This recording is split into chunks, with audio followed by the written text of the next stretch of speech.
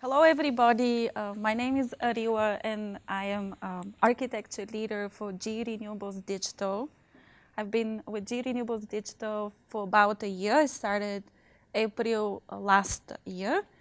And what I'm going to talk about today is very related to a quote the CEO of GE, Jeff Immelt, said a while back. GE went to bed an industrial company and woke up a software company. And what I'm going to present today is how that translates to one of the GE businesses, renewable energy digital.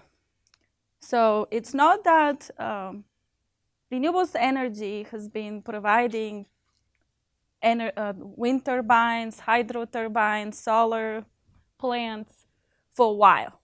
Deep expertise of engineering, gathered from the control systems all the way to product portfolio from a marketing perspective. A lot of that work is done with projects, just like traditionally IT is the arm that business turns to execute on any software skills. Here comes the industrial internet and the directive, we need to be a software company. And what does it mean for business to get there? So I'll go over the renewables energy use case and present to you how it was transformed into a industrial digital. What I borrowed from SATURN. Last year was my first time at SATURN presenting an approach to product architecture in an agile world. And I enjoyed all the talks that I was able to attend, and I actually borrowed from other speakers from SATURN 2016 to refine the approach, and I'll also talk about how that was applied in the context of this use case. So like I mentioned, it was most of the software was project-based.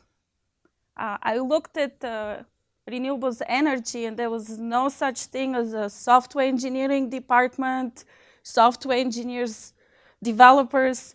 Nobody had such a title. There were engineers, there was IT, there was product managers, no software engineers. There's like control engineers. I think that was the closest to a software developer.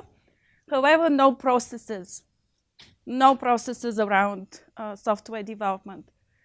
So a lot of the work was happening in silos. So there was a lot of projects, a lot of products, a lot of value captured in that software. However, all the focus was internal. How to make GE better to service the GE service contracts for customers. So huge value, huge power in the software, huge user community within GE. And now the imperative, how do you monetize that? How you externalize it? How you turn it into product? So that's how the GE Energy, Renewable Energy Digital was born, and the role of the Chief Digital Officer, which is an executive level role that brings that digital thinking and leads the business, industrial business, on the digital transformation journey.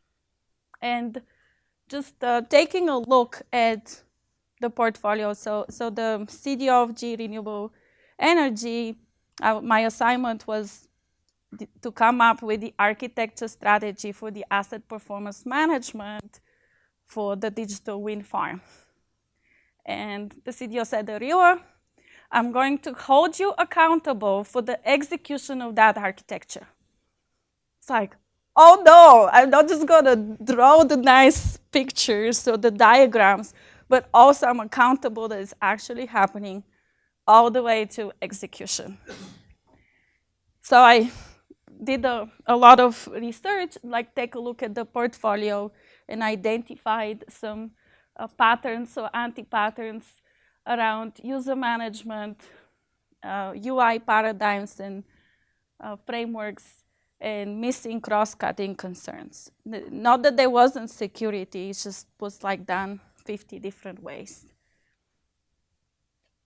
And I was like, also looked at this as an opportunity to really apply the approach I presented as an idea from concept to product architecture in an agile world. And I also borrowed a couple of tools that I saw from colleagues presented last year, mainly the 12-factor app scorecard, the Superglue Architect. I don't know if any of you remember that session. It was unbelievable. The essence of an app, which is really ties into today's keynote about, like, what is a microservice about? And what is a logical, where do you stop decomposing and organizing your software, and flow mapping dependencies like in complex systems. Having a visibility into dependency is key. So that's where I started.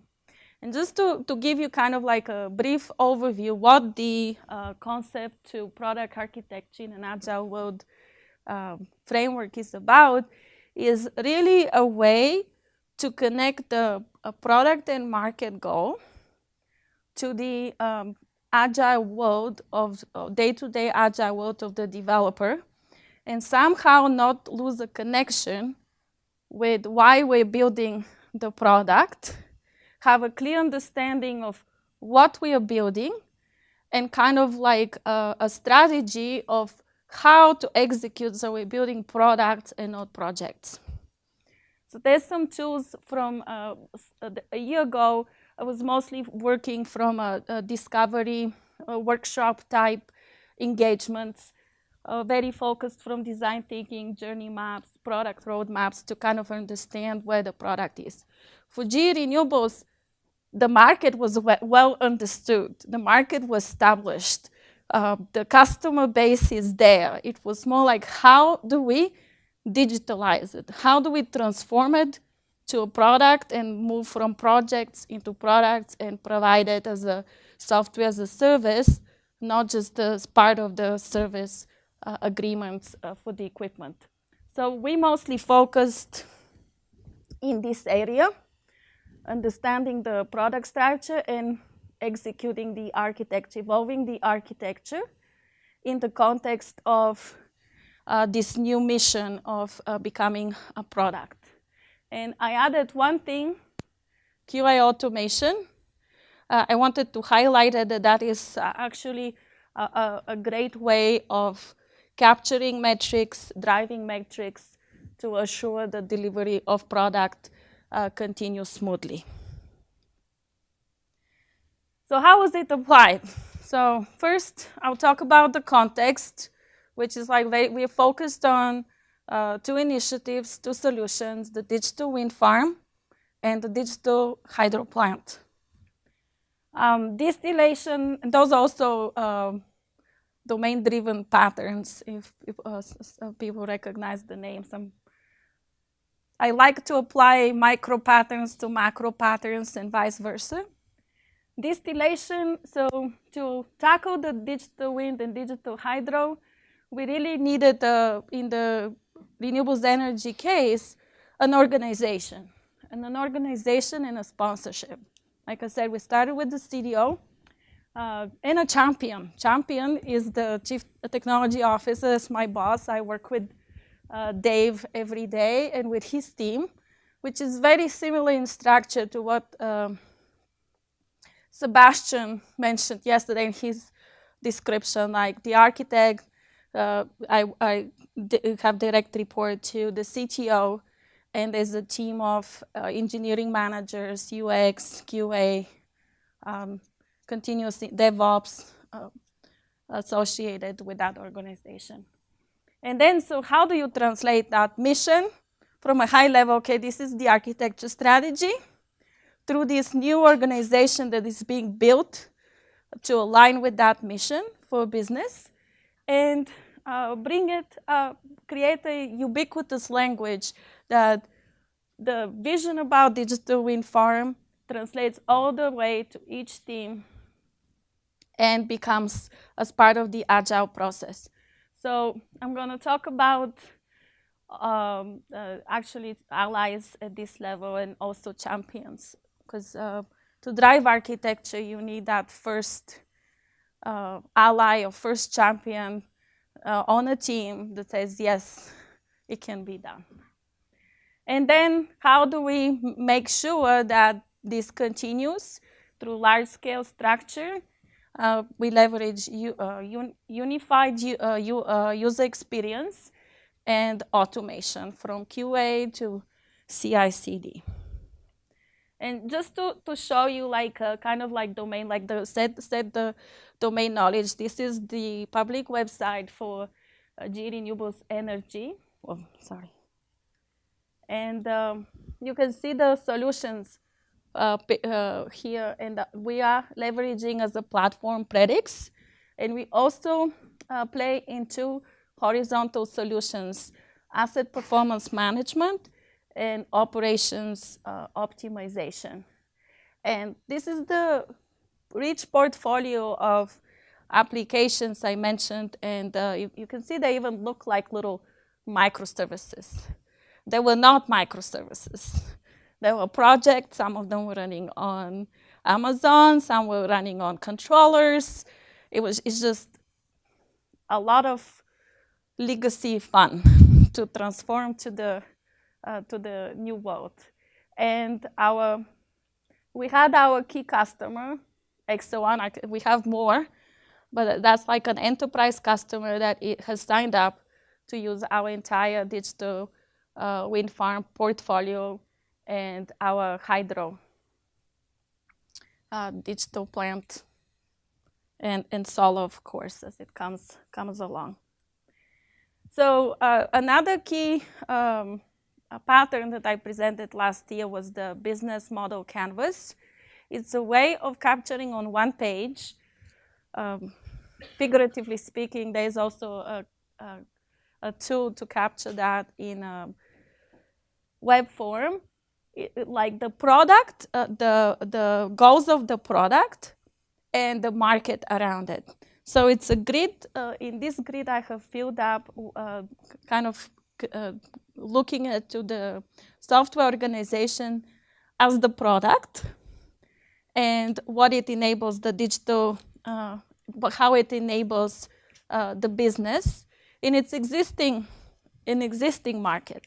So one thing this business canvas helps is communicate the mission, the vision, and kind of use it as an anchor for backlog stories. Like when you do like story planning, you can use that as a canvas and kind of put your sticky notes and see, are they falling into areas that are of bringing value, reducing cost, or generating revenue for the company. So you can see that as far as value is concerned, what is identified from a business perspective is really how to optimize supply for demand, for the energy demand, how to optimize cost of production, how to manage risk and compliance. So those are the things that our customers care about. They don't care like that we're running on Amazon or that we're running on Cloud Foundry or we're running on Docker or Kubernetes. That is absolutely irrelevant to them. And for all purposes, it all looks the same. Like you click at the web on a solution on a web page, all the user cares is like, I want to see my data and I want my pain addressed. And that is what we put together. So the architecture where you see the check marks is what can be affected by architecture. In addition to our organization, we also rely heavily on system integrators and ISVs and building a developer ecosystem. So what we're trying to develop as a portfolio of applications, we also want to extend make it extendable, so partners, developers, even customers can add their own microservices, their functionality on top of that. And to get to this ubiquitous language that we need, you can see, I just want to say to execute on this and be successful, I believe that architecture is not just nice to have, it's critical. It requires product line architecture set up from the get-go to be able to really deliver in the time frame and the time span that the market pressure puts on us developers. We have some serious financial goals also at GE. And one thing that I really liked is the Superglue Architect by Amir Shenhav and Adam Barnif. So they presented kind of in a fun way 2 techniques of making sure good architecture and good architecture practices flow to an organization. So one was the gossip glue, or proactively foster, and the other one is meat glue, create, spread, and maintain. So for those, you really need your superheroes. So this is this is actually our living wiki page that is maintained now. Like, it was started with my ally John Battisti and our chief architect at the time, Don D. Then we started laying out the you can see from the high-level contents, tying in that digital wind farm. So this is like the product view, bringing in architecture, cross-cutting concerns through a renewable foundation, and then really focusing on the elites. So you can see we have quality assurance, security, DevOps, user experience, process, and architecture decisions. And that is a live document that now this is as you can see, we have a bunch of Superglue architects. A year ago it was 1 or 2, now at least 5 of us, and we grow. And yes, it can be done with multiple Scrum teams. You just need that. You need your allies. You need those brave developers or product managers or data analysts. So none of these, I just want to say that none of these people were architects. They don't have an architect title. Like Claire, she's a data scientist. Sunil is a development manager. John Batiste is data architect and product manager. So it's like really interesting group of people I got to work that embraced, was like, okay, I see the value, teach me, show me how, teach me how.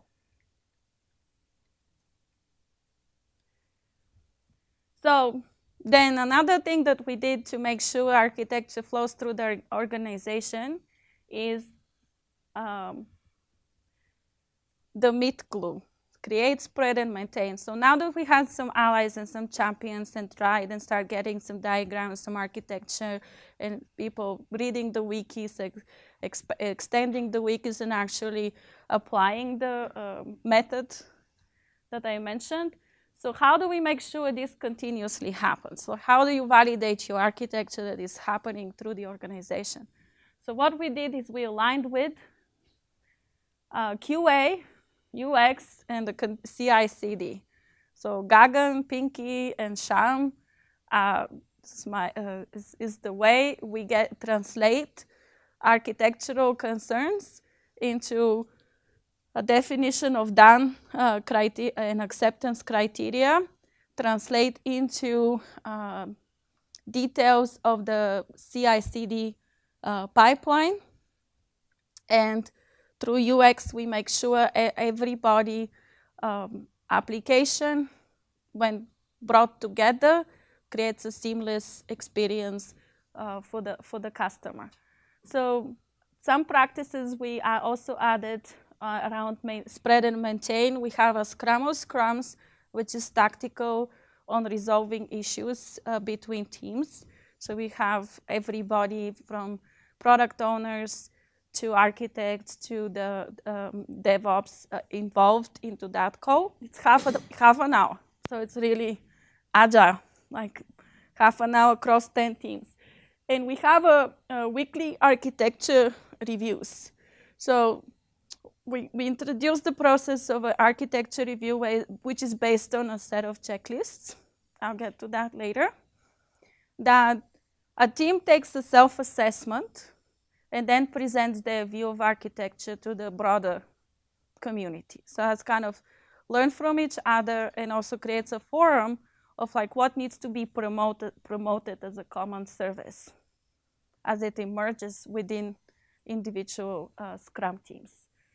And to make sure we're actually executing on those discoveries from an architectural reviews, there's a backlog, story backlog. All our architecture-related stories are in the backlog, prioritized just like any feature stories.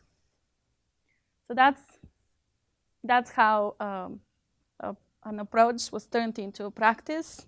We are on our second month of rolling that out, and second round of architecture reviews is coming up. So another thing I borrowed is the essence of our app. So this is actually, I added it in retrospective after living through a really interesting situation of saying, okay, we want to make sure all our features in microservices or micro apps, and please follow the 12-factor scorecard for your microservice. So there's some checklists, like general guidelines about what a microservice is. So couple of teams went on, built microservices. From a high point of view, like you log in the web page, things look fine. At some point, we get like billing, like we use Cloud Foundry, so suddenly our resources on Cloud Foundry org, like at 98%, I'm like, what's happening? We have like three apps in my mind running. So I took a look. A team took the microservice pattern too literally. So what they did is for each JDBC query around an object, they created a Spring Boot app and put a REST API on top of that and created a database. So I had like 12 microservices that were like really attached to just one purpose. So we did a refactor and said, okay, wait a second, we can merge all, it's really one microservice from the point of view of a customer, unless there's another micro app or service that needs to share this information. It's really just one, please, just like one executable, one CF push app. CF push app is lingo from Cloud Foundry for those that are not familiar. And ubiquitous language, so this is another dimension on that. It's like now we have a clear definition through a checklist what a micro app is, what a microservice is. Difference is one has a web UI, the microservice has strictly a REST API. And we leverage some really good horizontal frameworks available to us from other products, from Predix. Asset performance management provides a microservice that abstracts security, tenancy, user management, and feature management for us. So that was one thing that everybody is required to integrate with. And it was an interesting way of applying that as a declarative security versus implicitly done through your code. And another framework we have is called App Hub. That's more on the front end, kind of you can look at it as a portal, but it's very lightweight portal that gives you seamless navigation and configuration, and also addresses internationalization from the browser point of view, regardless of where your micro app runs from. So we integrated external partners through this framework as well. You can run in Flex, in Node.js, any kind of web framework we can run, and all of it looks the same. So the goal here was to really let each team has autonomy, and each team owns its architecture, technology stack choices within some guidelines, and the application quality. So this is the 12-fact app scorecard that was presented at SATURN. I turned it into live page with the recommendations of what is my minimal expectation as the architect from a team when they say I have a microservice. So this is used as 2 ways, as a self-assessment, like there's some existing legacy code, an existing microservice, assess the microservice against the scorecard, and tell me where your team lands. And all I ask is why. So if the checkbox is not aligned with the ones that I have listed, I ask why. And what is your plan? What is your decision around it? And what is your plan of remedy, of reducing that risk? And as this process goes through and more teams join the process and start creating microservices, so now we're about 10 Scrum teams, some challenges were created for the team, mainly around how do you bring visibility to the integration points between all of those microservices. So in our case, we have sequence diagrams as a mandatory diagram artifact for the team. And also we have flow diagrams at the macro level to show inter-team dependency. So this is, in a summary, how I brought the patterns to the method from last year. And this is the checklist that was turned from an approach into practice through the Renewables Digital. Thank you. Thank you, Arila. Maybe you have time for one question. Otherwise, I'm sure you can catch her in the hallway later. Anybody that wants to ask something?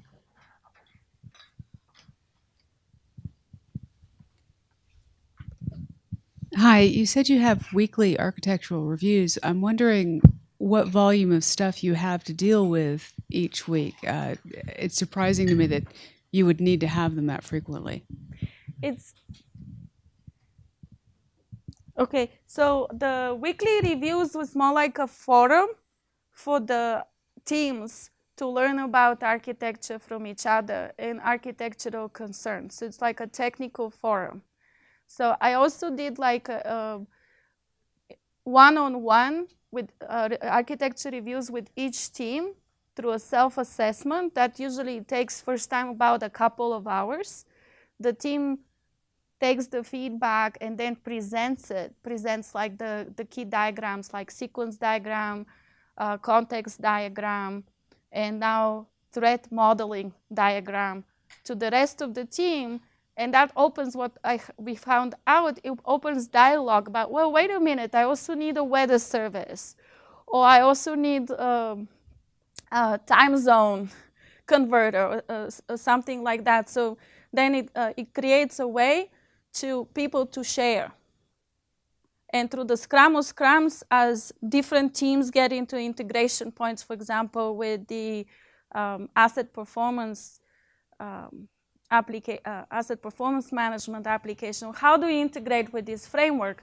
So what happens is they say, well, you know, so-and-so just completed that in their sprint, reach out to that team to get that learning. So it's really distributing the work and learning from each other and building those champions through the teams and giving opportunity for developers to grow from an engineer into an architect. Very good ending. Yes. I liked your talk a lot because you highlighted the community function of SATURN, learning from each other. That is why we're here, and how you applied what you have learned. Thank you very much. Thank you.